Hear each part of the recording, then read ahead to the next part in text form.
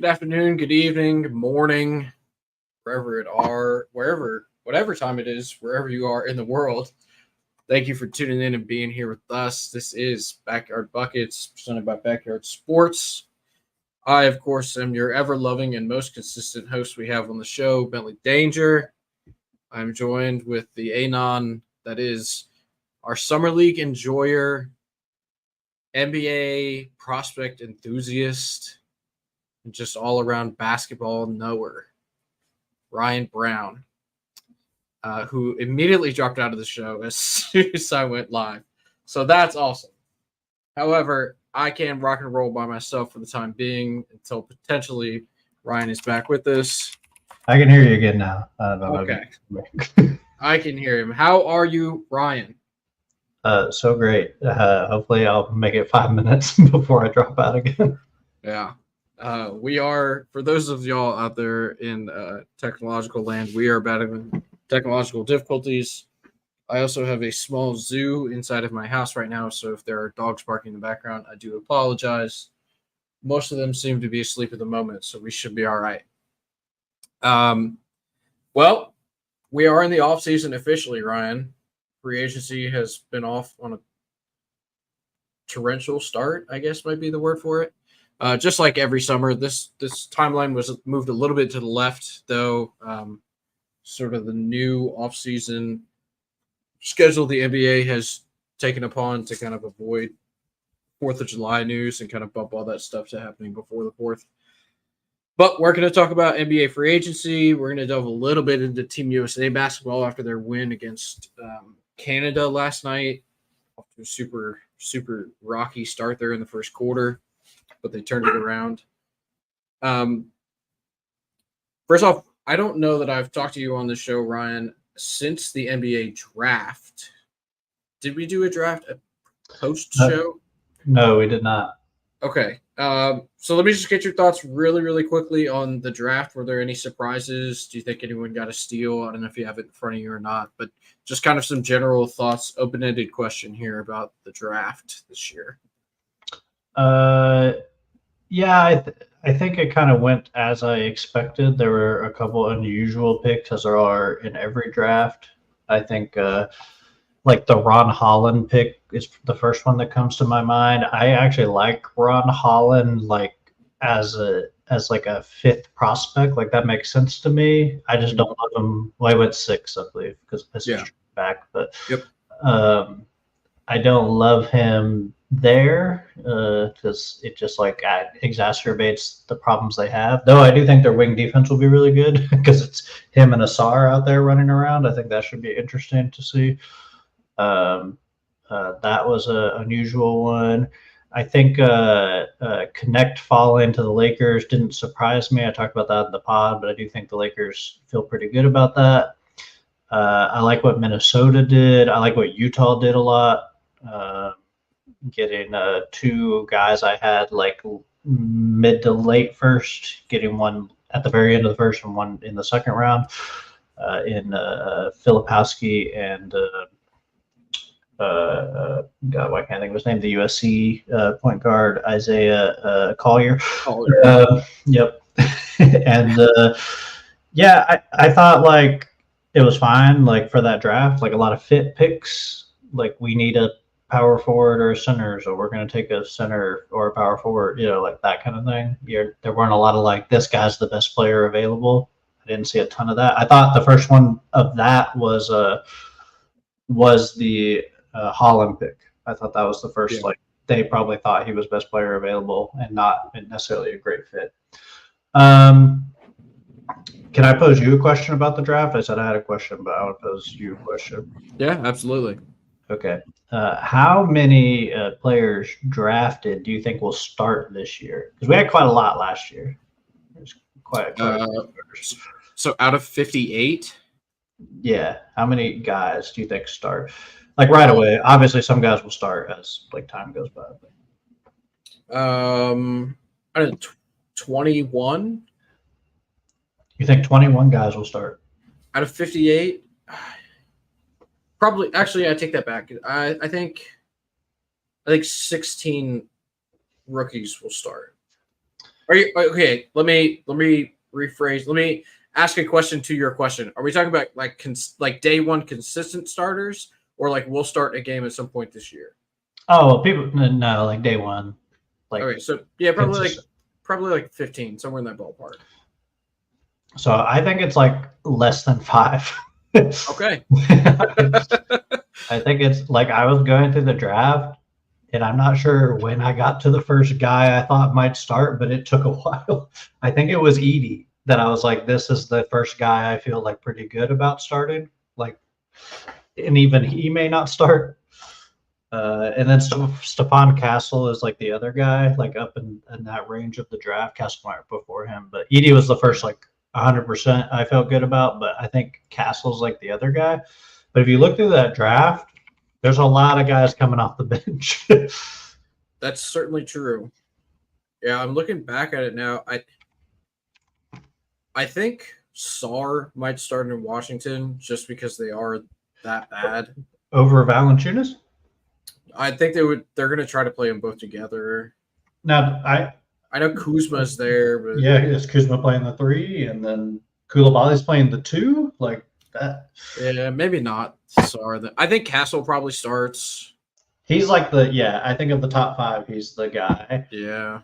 I don't think Salon starts. I don't think Klingon starts because he's behind Right. Aiden. Dillingham doesn't start. Right. Edie probably does. Cody Williams doesn't. Bazulis might. But No, Patrick Williams is in the way. Topic is hurt. Devin Carter, no. Carrington, no. Ware, no. McCain, no. Connect, nope. Well, I mean, McCain maybe. Next, Maxey. Yeah, I mean, you bring Kelly Oubre off the bench, like.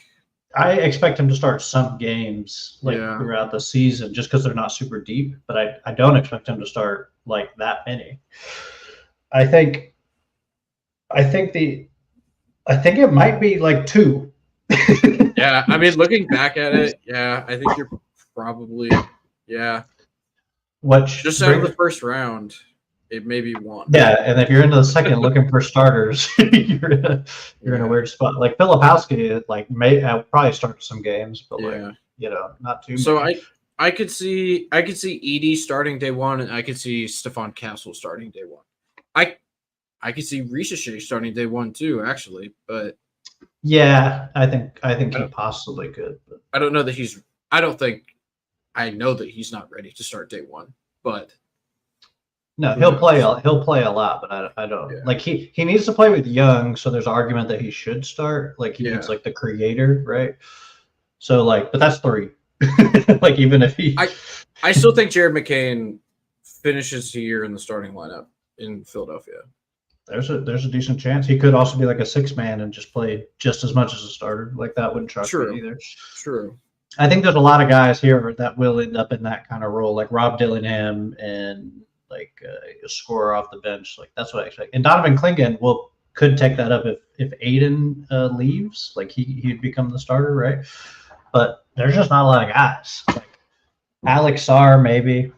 Yeah. Like that's why I said 5 or less. Like that's kind of I'm like leaving a little room for some random roster shenanigans, but there's just not a lot of dudes. And that doesn't mean that the draft is bad. There's just not a lot of guys who are like ready to go right now to start. No, 100%. Can I give you my most confusing draft pick of the first round? Yeah, go for it. AJ Johnson to Milwaukee. Yeah. Oh my God. Like everybody knows, similar to Tibbs in New York, Doc Rivers does not love playing young guys a lot. And they picked a guy who is barely 18. Like, I mean, not just young, but not that good. Yeah, yeah. That's the other problem. There's some young guys who are at least like players. he might not play like at all. I would be shocked if he sees the floor for more than 5 minutes a game. I think he'll be in the G League most of the year. I agree. I'd be shocked. What I will say is they really liked him coming into the draft. There was a lot of draft intel, like, oh, the Bucks like AJ Johnson. I'm like, that makes no sense. First of all, I just want to throw No. that out there. I thought it was a crazy pick, and I had him like 40th or something, like 45th. I had him like way down there. But Yeah. if you're going to take a swing, AJ Johnson's like not a bad one, freak athlete, but does like nothing. No, he's just out there.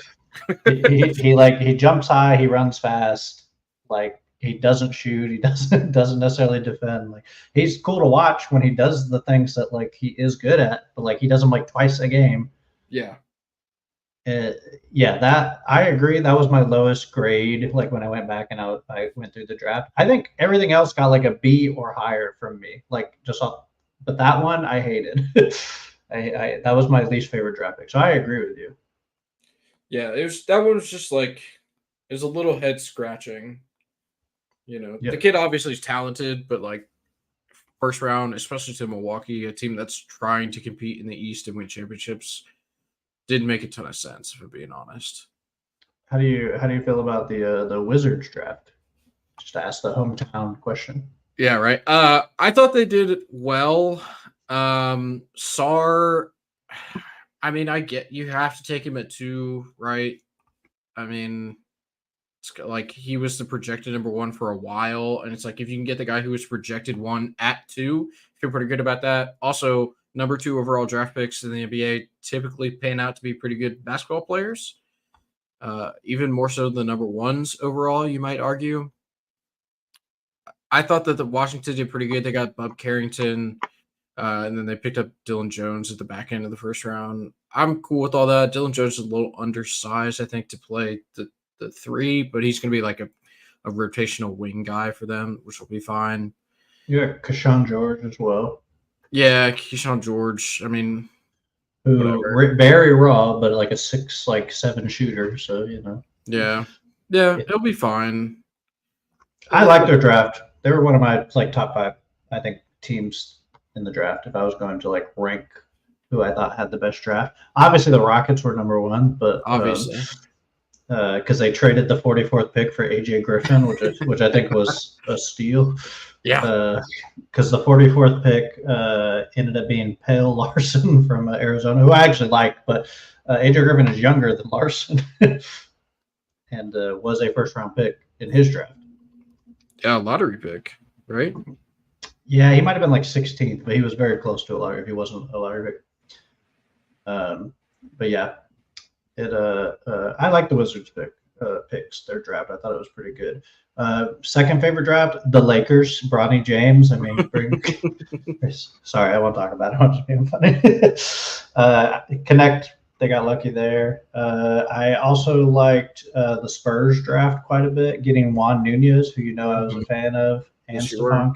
And I had Castle number 2 on my board, and they got him at 4. So I like that a lot. Yeah. If Stephon Castle learns to shoot, like that's a scary team defensively with him on the perimeter and the inside of Victor. That's going to be a tough team to score on when they're in their prime. Yeah, and I mean pairing that with their CP3 signing, which we can talk about it later, but like we saw what CP3 did with Shai Gilgeous-Alexander as a young player in Oklahoma City. So pairing Castle alongside CP3 to really kind of mentor him and guide him into the NBA backcourt role that he's going to fill. I mean, I thought that they really knocked that out of the park there. Yeah, especially if he thinks he's a point guard, which allegedly he does. There's not like a bad guy. It's not a terrible guy to learn from. Yeah. He's pretty good. Maybe the greatest modern point guard, like the last 20 years. Yeah, it's like John Wall 1, Chris Paul 2. I mean, I can't think of anyone else. God, Ricky Rubio. Maybe Johnny Flynn, one of those 2 guys. You could bind them, maybe. Yeah, you get Steph Curry if you combine them. My favorite draft was Minnesota, getting 2 guys that can help them win now, and also one in Dillingham who can kind of. He likely used to be their point guard of the future there, I think. But Terrence Shannon Jr., a guy I know you really were high on his upside coming into the NBA. He's a little older, but he's like a ready-made scorer for the NBA level. If we're just going based strictly off of draft picks, I think they would have my favorite draft. I really like that pick for both of those picks for them in the first round. Yep, I like that. As I told you before, which actually was where my question was going to lead to, is like where do you go rookie of the year if like no one starts? Yeah, it's like I think a guy who can put up 15 a game off the bench might win rookie of the year, and there's like 6 or 7 guys, and Terrence Shannon is one of them. Yeah, and he's 80-1 right now. I don't typically talk about the gambling, but 80-1 for Terrence Shannon to win rookie of the year. This might be the year to do it. Because Zach Edey is the favorite. Alex Sarr is 2. And is it Connect 3? Okay, so this is old. I know Dillingham up there. So Edey is the favorite at plus 600. Man, they don't even have. These are just like the top 10 guys. So there's Edey, Sarr, Richeche, Castle, Shepard, Connect, who would be my pick at plus 1,000. Klingon, Buzelis somehow, and then Dillingham, and then Ron Holland rounds that out. I'm not entirely sure where the Klingon and Buzelis loves come from, but somebody has to win it, I guess. I mean, Klingon, the only way you get that is if Aiden is traded, right? Like that's the only way that happens. Buzelis with Patrick Williams there, I don't know how he gets the playing time, but actually I think that was a good pick by the Bulls. Get the hometown kid. I just want to throw that out there. I think that was that was cool. I was kind of low on him because he's only shot well 1 year out of like the last 4, and everyone's like he's a 6'11" shooter, and I'm like 1 year out of 4. Yeah, like and it wasn't last year. that's the problem. It wasn't the most recent year. It was 2 years ago. At least Richeche shot well last year. For those of y'all wondering, Bronny James is plus 25,000. So, put it on there. He's gonna get 40 minutes a game. Put your tickets in now. JJ's gonna play him over Connect. God, that would be. I love JJ, but dear Lord, please do not do that. You know, he was so. I don't know if you watched what footage of the draft you watched, but JJ looked so excited to draft Connect. Oh yeah, he was like jumping up, like put it in. Yeah, he's like, that's me, but bigger. Yeah, JJ is significantly better shooter than Connect. Well, yeah, but white guy that can shoot the ball. I mean, Connect is a heck of a shooter. I don't know how much Tennessee you watched last year, but God. And he can do some other things that Redick maybe couldn't do, but I think Redick better movement shooter for sure. Yeah, 100%. Connect's just a better athlete, so like he's able to hit the cuts and he can throw it down. And yep. But JJ looks out there. He says, "White boy that can shoot." I know that guy. Yeah, Mike Miller, Florida legend. That might actually shoot Mike. That's like not a terrible comp. It's like a less athletic Mike Miller. Probably not. Connect is bigger than Mike Miller was, though. He is bigger, but I think Miller was pretty athletic coming in. Yeah, for sure. He was. Connect is like 6'7". I don't think he was that big. Could be wrong, though. 6'6". I just remember him for shooting that one shoe 3-pointer in the NBA Finals. Oh yeah, I remember that. Okay, let's transition off the draft. Let's move into the free agency aspect of this podcast, where I have 17 deals written down here that I think are notable across the NBA board. So I'm just going to read them off rapid fire. They're not in any particular order. I did not rank them. Do with that what you will. But we're going to hit the big ones after I get through this list. All right, so here we go. Tyrese Maxey got the rookie max extension, 5 for $204. Paul George left the Clippers and signed with the Philadelphia 76ers, 4 for $212. He is a player option, I believe, in the 4th year, which is what he did not get offered from the Clippers. That's why he left. Najee Marshall signed a 3 for 27 with, I have New Orleans written down, but it was with Dallas. I don't know why I have New Orleans there. Klay Thompson also signed a 3-year, $50 million deal. He took less money than the Lakers offered him to sign in Dallas and play with Luka Doncic. Chris Paul, as we mentioned earlier, a 1-year, $11 million deal to play with the Spurs and Victor Wembanyama. Isaiah Hartenstein, 3 years, $87 million to play with SGA alongside Chet Holmgren in Oklahoma City.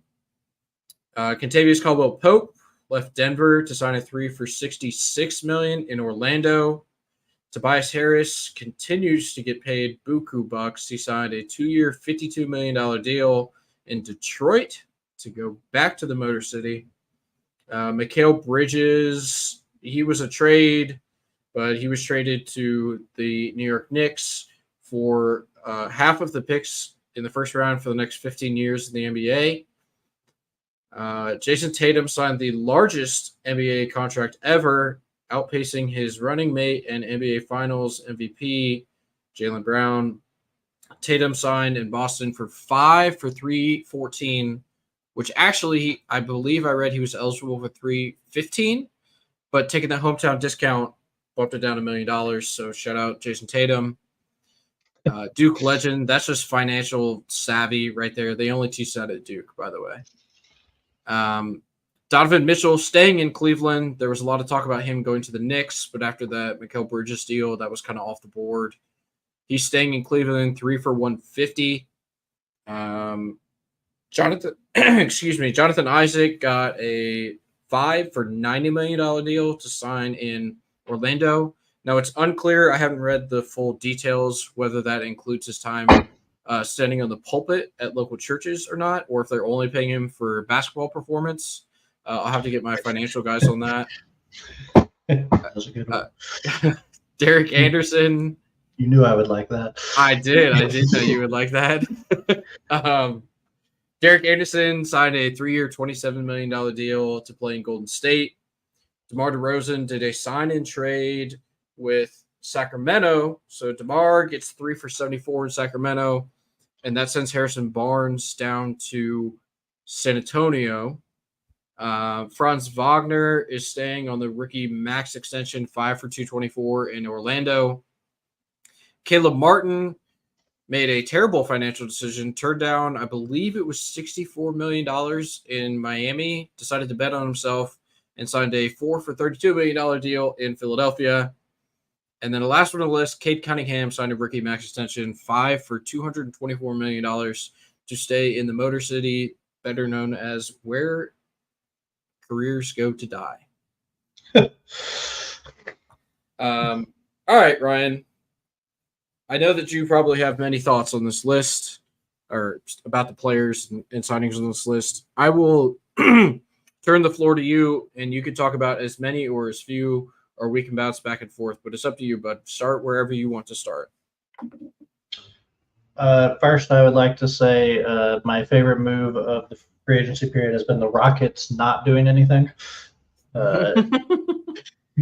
And I don't mean that sarcastically. I'm glad they didn't unload all of their talent to get like Paul George or something weird like that, because that worried me. Because they've been talking about doing that. They talk about that every year, like I think a lot of rebuilding teams do. Yep. And I think they need another year to figure it out. There's my hometown comment. I like what the 76ers have done. I think they've obviously, arguably got the best player available that they could get. They didn't really have a lot of other options. Apparently, they're still looking to trade some guys to maybe bring in some more people. So we'll see, but I like what they've done. I hate what the Clippers have done. That's in the opposite reason, especially bringing back Harden. I think they kind of had to, but they might just be done at this point. And there's an argument that the Clippers might not even be a playoff team anymore, right? With health concerns and some other things, right? And they're just kind of locked up with all this money. I like what Orlando did. I think I told you that previously. I think KCP, that's a great deal. A guy they really need they also can get some experience out of him, right? Like they're probably overpaying at the end of the contract, but get the shooting, the defense, and also the championship pedigree. And also, if any of them get on house arrest, he can help them out. Just hypothetically, if that happens. I mean, Paolo and Franz seem like nice guys. Like I don't see it, but in case they can only play home games, he's got them figured out. True. Yeah, I think Chris Paul to San Antonio is another one I like. We already talked about that. I like that. I think there's some guys who were overpaid. Like I think Royce O'Neal to the Suns, like 4 years, 42 million for Royce O'Neal at this point in his career. I don't love that. Yeah. It's not like a crazy deal, but it's also Royce O'Neal like later on in his life, his basketball life. I actually like have wavered on the Valanciunas move. Mm-hmm. We've talked about that a little bit, but at first I was like, I don't get it, and then now I like kind of understand it. Like, I think you need probably some just bulk because the team's so small. Yeah. And he's not going to play a lot of defense, but he is going to rebound. Yep. As well as anybody probably.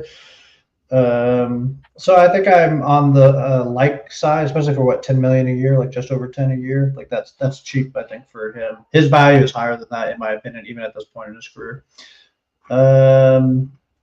Patrick Williams getting the amount of money he did kind of weirded me out a little bit. Tobias Harris, I like kind of get, I guess. I think I like Tobias Harris more than a lot of people do, but like 2 years and then they get off of him and probably move along. Kevin Porter Jr. should not be in the NBA. Yeah, I think that's about it. I kind of gave my wave top. I really like the Najee Marshall move. I forgot about that one because that one happened pretty. That happened like right away. It was like the first deal, I think. I like Najee Marshall more than I like Derrick Jones Jr. And I think they got him for cheaper than they would have got Derrick Jones Jr. Because Derrick signed a much bigger deal, I believe. He I believe got like 10 mil a year, something like that. I like. I think so. And Najee got 3 year 27, so just slightly less, not nine a year. Derrick Jones Jr. got 330. I like that move. Save $1 million a year, and also I think you got the better player out of it personally. Yeah. I think he's a good Swiss Army knife. Derrick Jones Jr., as much as I love what he does defensively, and as a rim finisher and stuff, I think Najee's going to do a lot more, especially after they lost Josh Green. I think they kind of need that type of player there. So yeah, I like that move as well. I think that's it. That's my.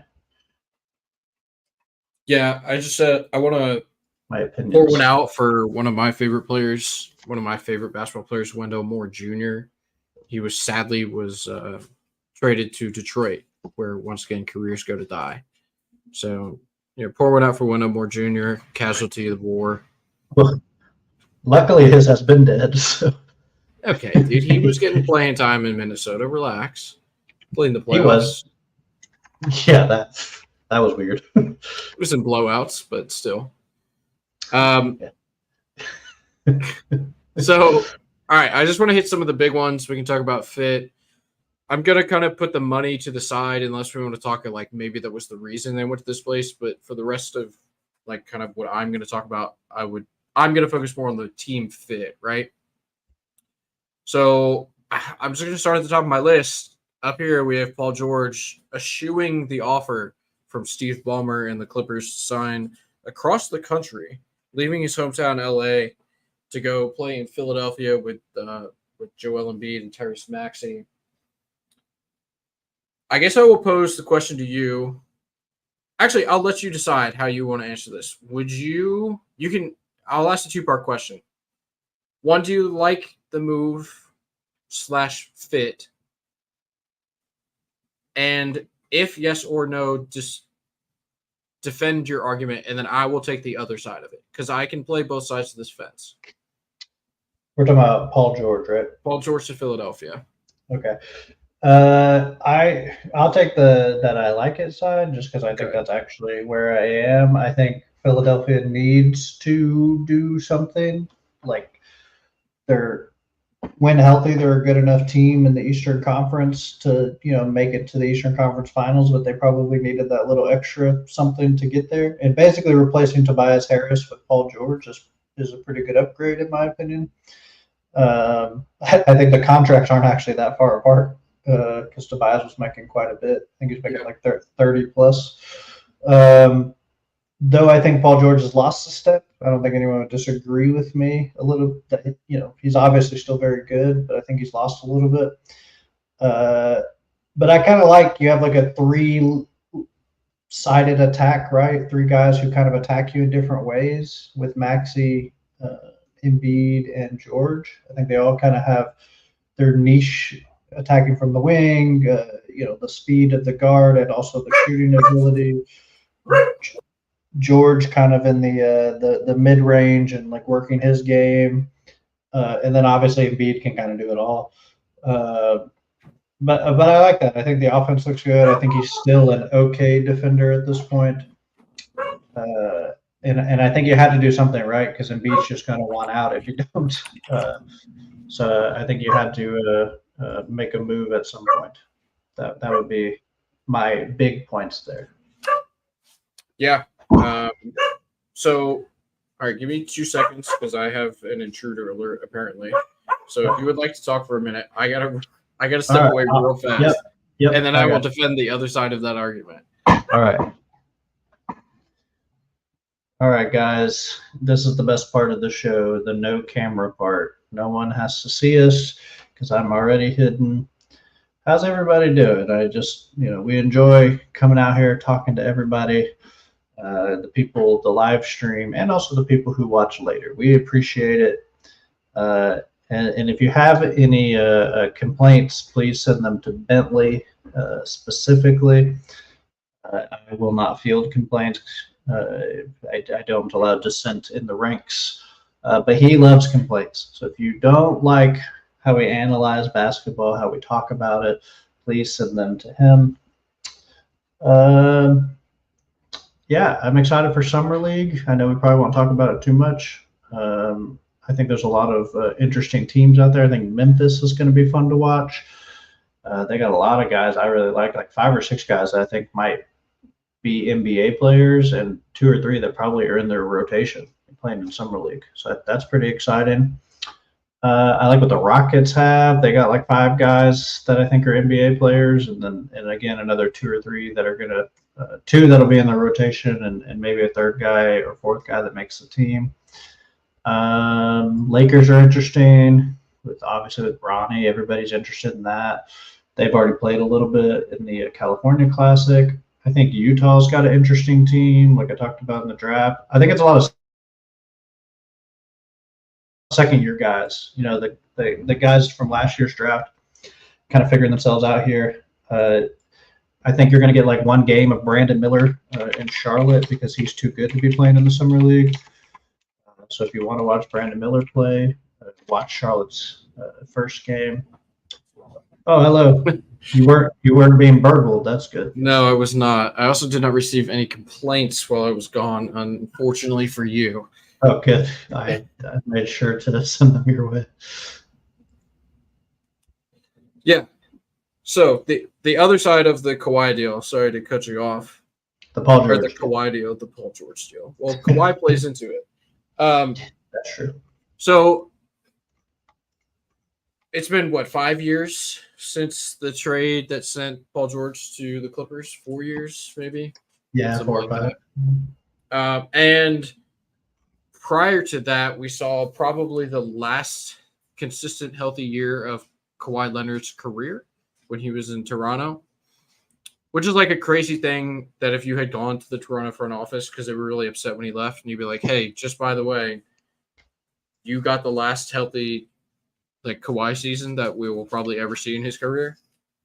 Would have been a wild thing for them to find out, right? That being said, whenever Paul George was there, Kawhi was like the most unreliable superstar in the league, and nobody knew if he was going to play. He would just miss games randomly. He'd be away from the team.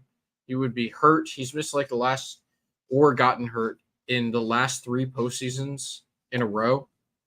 So for Paul George to choose to go from that situation to the situation in the East where you have to go up against the defending champs, you have to go up against a Knicks team which has 4 guys that they can throw at you. You have to go up against Giannis, and you're pairing yourself with a former MVP who is almost as unpredictable health-wise and unreliable health-wise as your former superstar teammate Kawhi Leonard. It just didn't really make a lot of sense for me, and it seems like the only reason he did it is because he got the 4th year, which is a player option in Philadelphia. If I were him, it would have made a lot more sense to sign like a 1-and-1 the way that LeBron has done. Stay in Los Angeles, play another season with Kawhi, open the new stadium, do your whole deal, and then go into free agency next offseason and try to get a big contract then. I just feel like it didn't make a ton of sense for him to leave the situation he was at to go to a almost identical situation. Granted, there's Tyrese Maxey, but like Maxey Harden, obviously at this point in their career, Maxey's probably a better player, but same style there with Harden, point guard, ball dominant guy. I would have either stayed, done the one-and-one deal with the Clippers, or I would have tried to look elsewhere, right? I know that there was a deal that was potentially on the table with Golden State. I may have pushed a little harder for that. Orlando was a very popular destination for him whenever they were trying to decide, all the talking heads were like, where is he going to go?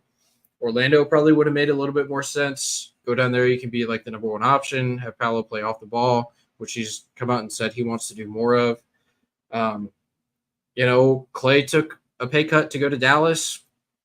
Maybe that would have been a terrible position for Paul George, be the 3rd fiddle there, still make a boatload of money, play for a team that just played in the NBA Finals.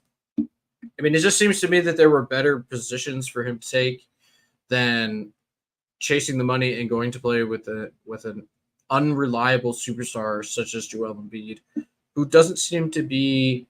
Yes, you can throw all the stats you want at me with him. That's fine. But, he doesn't seem to be the most winning player in the NBA. I don't view him as the reason the Philadelphia 76ers win these games. And then when they get in the big games in the playoffs, it's like, man, really wish Joel could have done a little bit more down the stretch.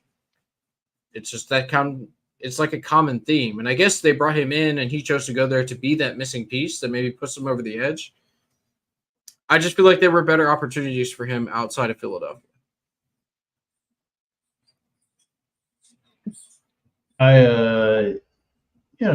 Maybe that's true. Can any of those teams effectively put him on the roster? That's the other question, right? Some of those really have to maneuver around to get him because he ain't taking a lot of pay cuts from what I hear. No. I think he felt disrespected in LA, so I didn't expect that to, I think it was pretty apparent that he was leaving. There were some other places. Yeah, I could see the Warriors. That kind of makes sense, right? If they could try and find a sign and trade type thing.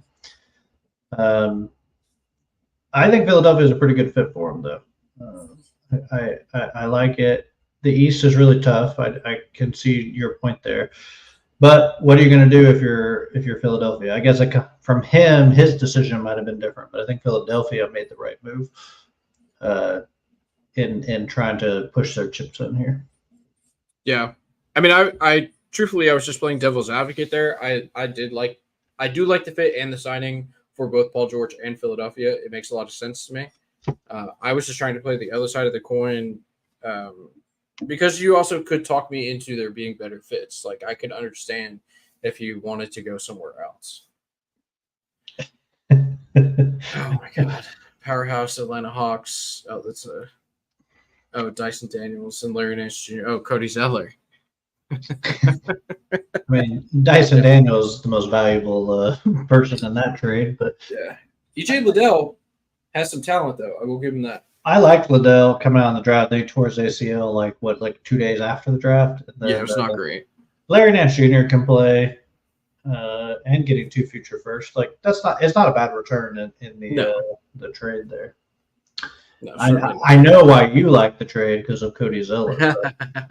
I would say the other pieces were not too bad either. Cody might have been like some salary filler there. Yeah. Because he should be paid the max. So. Yeah, obviously he's most impactful player on that team. Wherever he's playing now, I guess Atlanta. Yeah, how long he plays in Atlanta. Yeah, if he plays in Atlanta. Yeah. All right. I want to ask you about another Philadelphia move. Okay. This one maybe a little bit less impactful. I think it will have a large impact on the Eastern Conference, though. Caleb Martin, 4 for 32 in Philadelphia. I think I'm going to go first. I'll let you rebut if you choose to do so. I really like the fit. He's a solid guy. I think he probably starts for them. It'll probably be between him and Kelly Oubre. I know I was talking earlier about McCain. I do think McCain will end up being a better player. He's definitely a better shooter than Caleb Martin, but Caleb Martin is a good defender. He plays super hard, and he's just a guy that can play deep into playoff games. We've seen it in Miami in previous years. They also took him from Miami, which is a team they're going to have to compete with in the Eastern Conference, right? So anytime you can nab a guy for $8 million a year away from a conference rival, bring him onto your squad, a proven playoff guy, I think is a really good move. Daryl Morey, he kind of went away. They also signed Eric Gordon. I'm kind of surprised they didn't bring Daniel House back, just reassemble the old Rockets. But I thought it was a really savvy move. I thought he's going to fit very well in Philadelphia, and they got a pretty good deal for him. What do you think? I think it's a good deal. I don't really resonate with the Miami as an Eastern Conference competitor. They are like by the fact that they're in the Eastern Conference, but they might as well take them off Charlotte, in my opinion. That's how Miami is not a legitimate competitor in the Eastern Conference. And I say this now: if Miami eliminates Philadelphia in the playoffs, forget everything I said. It was Gary. But I don't think. I think Martin made the right move by getting out of there because I think that's a little bit of a sinking ship. Yeah, probably. So I think that's probably the right move. He's got a chance to prove himself over there as a legitimate contender for minutes. I think him and Kelly Oubre is an interesting like role play rotation. I think those guys. I like both those guys. So I really like what Philadelphia did. The more I think about it. Bringing back Oubre, Martin, Paul George, a lot of wing depth and some scoring that I think they needed outside of Embiid and Maxey. So, and Martin obviously a pretty good defender as well. So I like it. I agree. Just disagree with the Miami as a threat to them in the Eastern Conference. Yeah, I mean, 2 finals in the last. If you exclude this year, 2 in the last 4, like that's not nothing, right? Yeah, but Jimmy Butler's like 60. True, but Bam's really good. Bam's their best player. He's been the best player for like 3 years. Well, I didn't think the best player in the NBA, dude. Tyler Hero.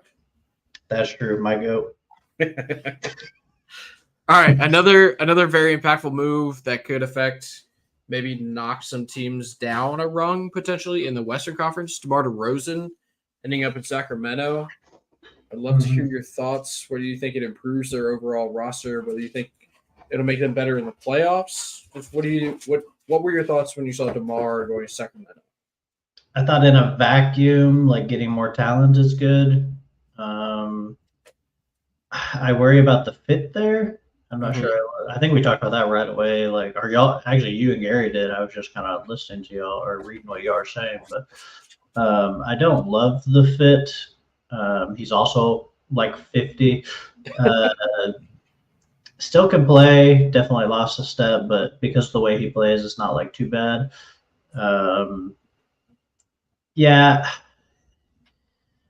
The Kings are just in that tough spot where they have like 2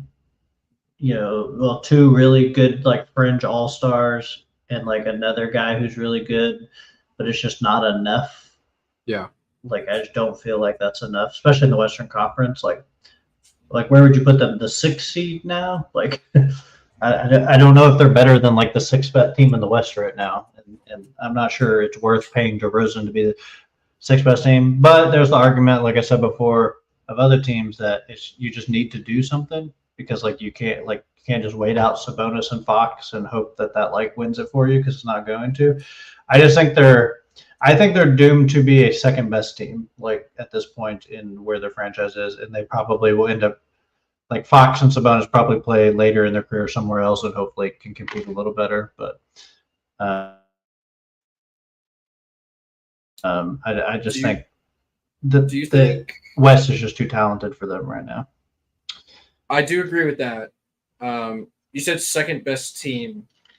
Now, do you mean like perpetually just not good enough? Or do you think that they're now the second best team in the state of California? They might be the best team in California right now. That's true. I think if someone said that to me, I'd be like, sure, yeah, that's possible. Until we see what the Lakers can do. Like I think the Clippers are a big question mark too. They could also be the third best team in California. So I think all three of those teams are kind of in the same tier. And I just mean second tier, right? Like not. There's 4 teams in California, right? Oh, right. Yeah. Yep. The San Diego Clippers. No, you're the Warriors. Yeah. I was like, yeah. I was thinking of the 2 Lakers. Yeah, you're right. They're also in that tier. Yeah, true. all 4 of the California teams, all kind of mid playoff teams at best, in my opinion. Yeah. Honest. An argument, Kings could be the best of those 4. I think if you had to, I think gun to my head, I would pick them to have the best regular season record of those 4 teams. Yeah, I think that's fair. Playoffs, probably Lakers or Warriors probably would be the preferred pick for a lot of people. Yeah. But one of those teams probably misses the playoffs. Oh, certainly. I think that's why I think the Clippers have a good chance of not being. I think 2 of those teams will miss, and then 2 are probably in the play-in. Yeah, they're just not good enough. And I like the Kings a lot. I think the Kings are fun to watch. I just I don't know what they do. Like Sabonis puts them in a tough spot. It's what I worry about with Şengün. Like, are we going to be in that spot too, where it's like you'd need a big to defend the rim, but you can't play. You have to play Sabonis at the 5 because he can't guard the 4, but also can't guard the 5. Yeah, but he's also bad at the 5. Like, I don't know. I really like Fox though. If Fox could get out of there, that'd be great. I think he'd be really good on a lot of teams. Yeah, they DeMar being there is going to cause a lot of spacing issues with their offense. They were the number 2 ranked offense, not this past season, but the season prior to that. Yep. I think that if they're able to kind of recapture some of that offensive magic they had, they're just going to outscore so many teams, especially in the regular season.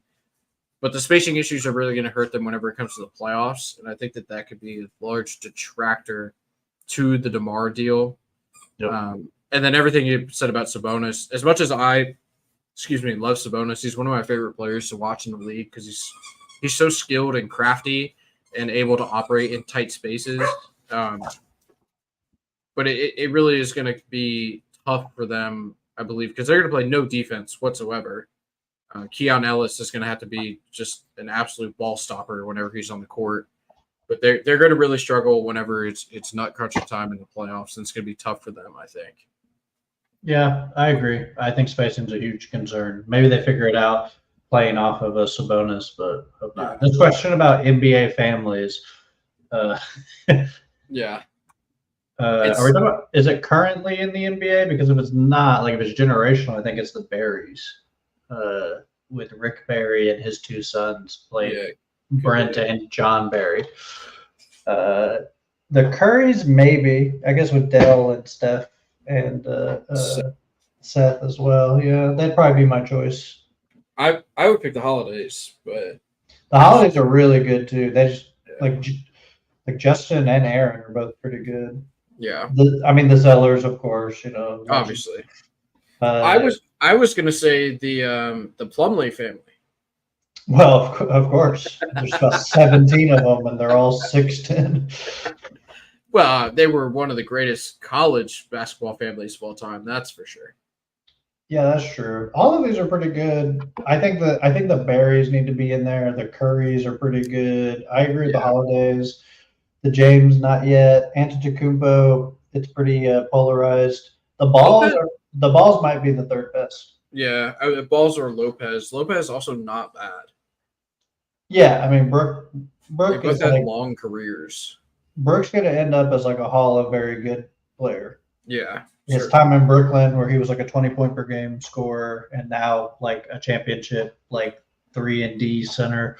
Yeah. And Robin had a really long career and was good for a long time. I think the balls have more high end talent. Lonzo and Lamelo are better, I think. And you have Lemon Jello Ball, who's pretty True. good. True.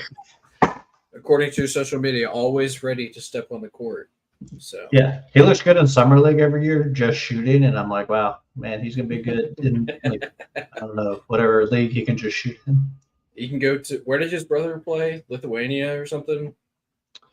Yeah, Okay. Lithuania. Yeah, they played all over Australia, Lithuania, China.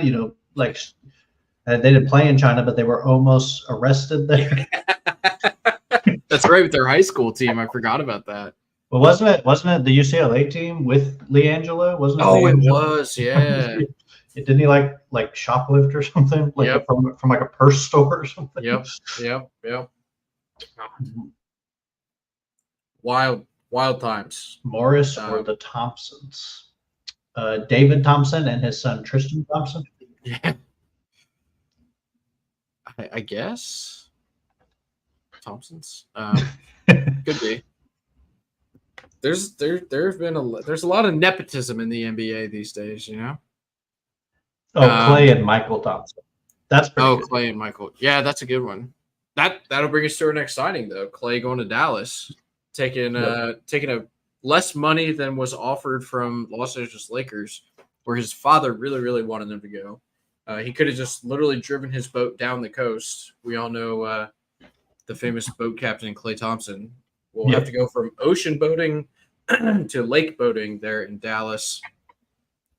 Ryan, I'll ask you again. What did you think of the signing? Do you like the fit? Give me your thoughts about Clay going to Dallas. I hated it because they lost Josh Green, who I'm a Josh Green apologist. Your boy. But because of the Najee Marshall move, I don't hate it as much. Sounds like there might be a boat for sale. Yep. I'm fine with it. Again, another team that feels like they have to do something. My concern is I think Dallas is kind of in that in between where they might not be good enough to push all in, but they might not like think that because they made the finals, right? So that it's like it reminds me a little bit of Atlanta when they made the Eastern Conference Finals. Though I think they're better than that, I just worry that they're pushing maybe a little too hard into it. Because this could very easily turn out where you're just losing in the semifinals for the next 3 years, like with how good the West is. Not saying you shouldn't push in. I just worry that giving up on like a guy like Josh Green who could be a contributor for like 7 more years, for a guy who like would you have 2 more decent years of Klay Thompson as a shooter? Like can't really defend much anymore. I don't know. I'm kind of iffy on it. I don't feel amazing. Kind of 50-50. I see why, but I don't love it. Yeah, I feel similarly. I don't think I love it for the cost. It's not a ton of money, but you did lose Josh Green, who, like you said, could potentially be a contributor, especially like a 3-and-D guy for a long time in that franchise. Kind of fits the timeline of growing with Derek Lively and growing with Luka. Although Luka obviously he's going to get better, but he's already the second best player in the world right now. So it's like, how long do you want to take your players to develop? I like it as a basketball fit. I think that they can cobble together enough defense to be passable. They obviously made it work this year. Derek Jones Jr., good defender, not a great defender, right? Clay, another year removed from these injuries. He obviously has lost a step, but like if he can be a passable NBA defender, He's never going to be the lockdown guy that he was in Golden State in his prime. But like if he could just figure some things out, kind of figure out how to play defense as best his body will allow him at this point in his career, right? He's going to have far less offensive responsibilities than he did in Golden State. He was, I mean, arguably their second most important offensive player in that system up there, even going into last year, like at the end of the season. I think it's a good basketball fit. I think Jason Kidd is smart enough to figure out how to get him open shots. Luka is always going to make the right play. He's going to find the open shooter, and he will have plenty of open shots there in Dallas.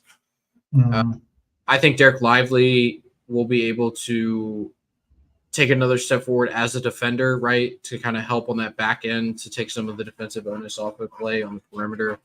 I just think it's a very solid basketball fit, but I do understand what you're saying. Like, it was sort of, Atlanta Hawks Eastern Conference Final vibes. Like, I'm a little bit hesitant to go as far as saying that it's comparable to that, like a very close comparison, because of the high-end talent that you have, especially with Luka and also Kyrie. Like, there wasn't Kyrie Irving on that Atlanta team, right?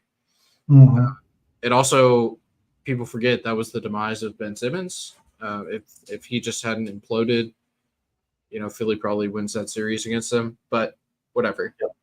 I like the Klay signing. I don't love the Klay signing, but I think it's good. I think it's beneficial for Dallas, certainly. I would like to talk about a player now who our dear friend Brandon really enjoys this type of player, but I think this guy is a little too good to be on Brandon's team. At least he was the back half of last season. It's Isaiah Hartenstein. I don't know how to say it properly. Signed in the 3-year, $87 million deal in Oklahoma City. Ryan, yay, nay, love it, hate it? What do you think about Hartenstein in Oklahoma City? I don't love it as much as everybody else does. I like it. I give it like a B plus. That's kind of where I am on it. I think it's a lot of money for a guy who is probably not going to play a ton. Like he'll play 25 minutes would be my guess, like somewhere in that range. Yeah. Like if him and Chet can play together, that's great. I just don't know if that's the case. Right. If they can, then I think it's a lot better. But I think just having we just need a big guy to to be there to take the hits when other big guys come. I feel like you can get that a little cheaper. Though I think Hartenstein's great.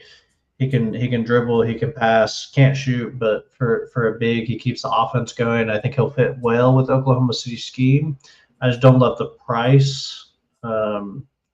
And I wonder what the role is going to look like with Chet. So like I said, B plus, not a bad score. B plus is good. I mean, I've made it through my life being B minus, B plus, just over in that range. So not terrible. But I have some question marks about it. Sure, certainly understandable. I think I like it a little bit more than you do. Similar to the KCP deal, you have to overpay when you're a small market team. You're not going to get these guys in free agency unless you offer them a ton of money, right? I think the fit will be fine. And if they don't play him a whole lot, that's cool too, because Chet's not up yet. Jalen Williams is not up yet. Casey Wallace is not up yet. They have they have a couple of years to overpay for a guy like Hartenstein built into their timetable, right? The money is not going to be as detrimental, I don't believe, as some folks might think. I get that it's an overpay. I fully acknowledge that. But I said this going into the postseason. I said it multiple times, really, that at the trade deadline, I thought they needed a big body. The West has a lot of big dudes. Vic is there. Jokic is there. You got both the guys up in Minnesota. They need a guy who can bang bodies with Zion. Zach Edey, say what you want about him. He's fucking massive. Chet, I don't think can guard him. There's just a lot of size in the West that you're going to have to compete with And now they have a guy who can be there. He can eat fouls. He can clog the paint on defense. Where Chet is like an off-ball rim protector. You know, he's a phenomenal off-ball rim protector. He affects a ton of shots, but like when you get into the lane, you don't physically feel him there, right? You just kind of mentally know that he's nearby.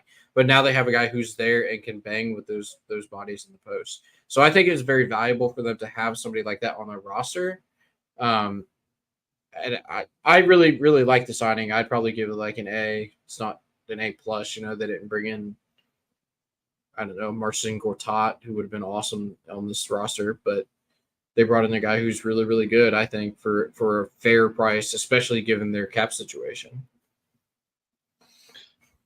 Yeah, I think a lot of people really like it. I see why they like it. I just worry about a little bit of the fit. I do expect Marky Mark to figure it out, coaching wise. Yep.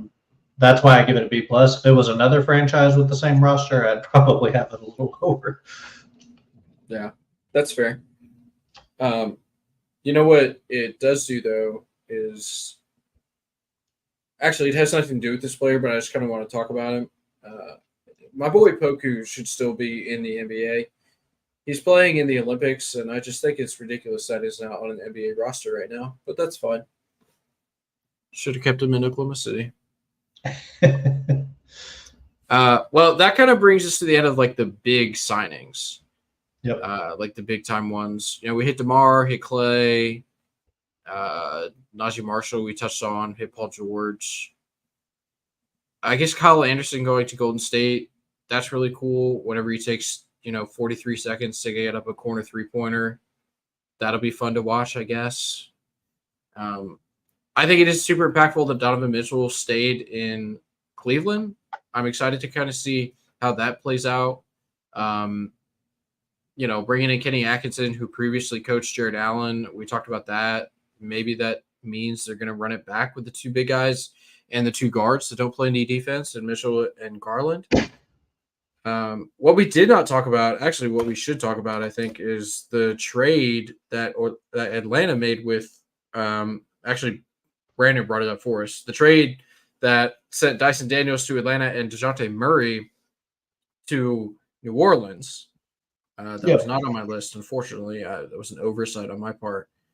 We talked ad nauseum about what maybe Atlanta should do. Do you think they made the right choice sending Murray out the door? I think you were the one who was on the side of keeping Trae Young in Atlanta and moving on from Murray. Yep. So what were your thoughts on that trade? Do you like it for New Orleans at least? Like, what do you think? Honestly, pretty well for New Orleans. Yeah, I actually like both sides of the trade. I think both sides makes a lot of sense. New Orleans kind of needed a lead guard. CJ McCollum, I think, again, we talked about this today, but I think his archetype is slowly leaving the NBA a little bit, like not a good enough creator, not a good enough defender, good scorer, does a little bit of other things. I just think that's not the most valuable archetype in the world. Right. I think Murray won't have to focus as much on offense, hopefully, or at least he realizes he doesn't have to in New Orleans, and will focus more on the defensive end. And I think that will help him out efficiency-wise. And from Atlanta side, I like it a lot. They basically got 2 or 3 years of Murray and got like every pick but one back, like roughly equivalent picks, and also Daniels and some other guys. Liddell, who we talked about liking. I mean, Dyson Daniels is the big guy in that. Yeah. I actually like Daniels next to Trae a lot. They kind of like complement each other, similar to what people thought DeJounte Murray would do. But I think Dyson Daniels is a little more understanding of his role at this point in his career, and I think that will benefit Atlanta in the long run. So I think it was pretty reasonable for both sides. I'm interested to see New Orleans took a bigger risk for sure. I think Atlanta kind of felt like they had to do that. But I also like Trae Young, I think, a lot more than y'all do. So, yeah, I think that's certainty at this point. I didn't like Trae Young in college.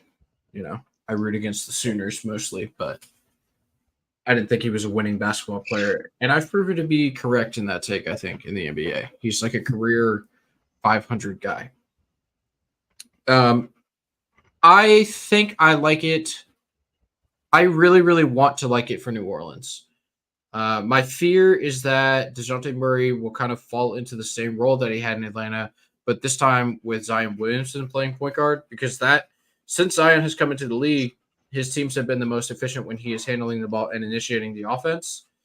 So if DeJounte Murray is able to accept the point guard / off ball point guard role, if that makes sense, right? With Zion being the point guard and offensive initiator in that program, I think it'll be fine. But if DeJounte Murray comes in as like, I want to be the point guard, but I also want to shoot the ball 19 times a game, I think that could cause some issues. I think that there's still a move to be made. I feel like Brandon Ingram is not on this team long term. Mm-hmm. So if that ends up being the case, I think I'd like the trade for Murray a little bit better, because then it would allow him to take a few more shots, but not detract from the guys who should be shooting the ball more. You know what I'm saying? Because the guys, it should be Zion, it should be Brandon Ingram shooting the ball the most on this team. But I don't know if DeJounte Murray is going to be on board with that, because what we saw in Atlanta was that he thinks he should be an offensive force at the guard position rather than a defender and like a table setter, which I think he could do very well. Mm-hmm. So if he's able to kind of accept that role, or if they move Brandon Ingram out, then I think I would like the move a little bit more. But as currently constituted, I really, really want to like it for New Orleans. And I hope that he can come in and be like the kind of, like I said, table setter that they really needed in that offense whenever Zion went down. I don't know. I feel like I'm kind of talking in circles about it. I really want to like the trade for New Orleans, but I just don't know that I can get all the way there yet. I do like it for Atlanta, though. They, similar to Chicago, they were a team that you just kind of had to do something, and they took a risk. They brought in Daniels. They got the 2 first-round draft picks. Like, I do like it for Atlanta. Go all in with Trae Young. If you're going to go in with somebody, do it with the guy you drafted. You may as well. He's obviously a very talented and good basketball player. I just don't know if he's a winning guy, but maybe he'll prove me wrong. Yeah, I definitely think there's some risk on both sides a little bit, but I think both teams felt like this made a lot of sense for them with the options available. Yeah. Okay, well, now that I think we have hit most of our major topics, Trae Young, basketball troll. Fair. Harsh, but fair. I think we've hit most of our big topics for this episode. We didn't really get into Team USA. That's all right.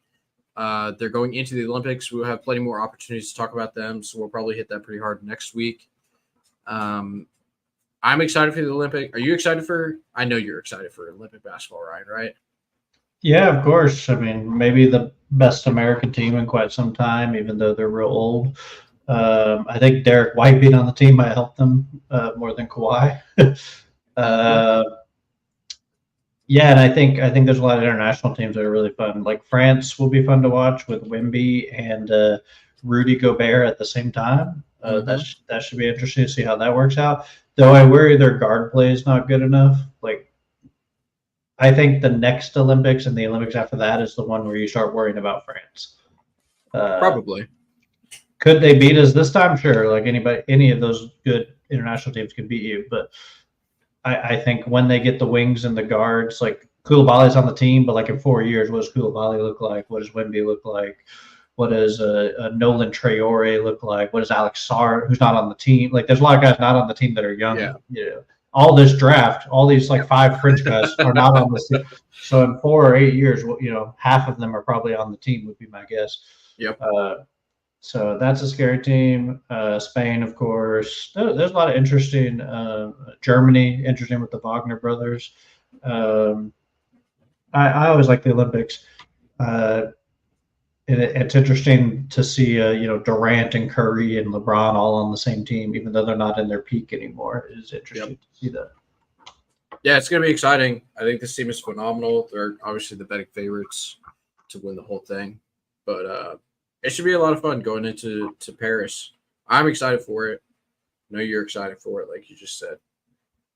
But that brings us to the end of the show. So I guess you just kind of gave some closing thoughts. I don't really have anything further to say. So on that note, thank everyone for tuning in. We appreciate all the comments and questions.